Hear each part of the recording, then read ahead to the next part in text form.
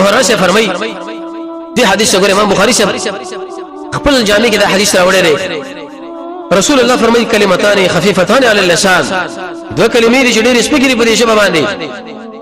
او تل د نیکی په درندېږي حبیبتان الی الرحمن زمون الله لدی مهربان الله محبوب دي سبحان الله وبحمده سبحان الله العظیم الله د هر قسم نقصان نه پاک دی ټول د کمال صفاتونه الله لدی الله رب عزت د هر قسم نقصان نه پاک دی هغه الله چې العظیم هغه قابل دی عزت دی عزتمن الله دی دا چې ارڅو په دې شپه باندې آسان دي کنه دي تل د نیکی په درندېږي او د انسان رب العالمین محبوب دی وجه دا ته چې چا سره مینه ساتي یو سړی وغواړي چې ته یو سړی خپکه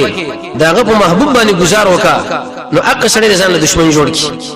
او که داغه په وړاندې داغه محبوب صفت دیږي چې لکه دا رقم سړی دی او داغه سره مینه جوړیږي د دې کلمو سره زمونږ د الله مینه ده نو د الله مینه موږ کله راګري چې کله موږ دا کلمې وایو اوس هم د مجلس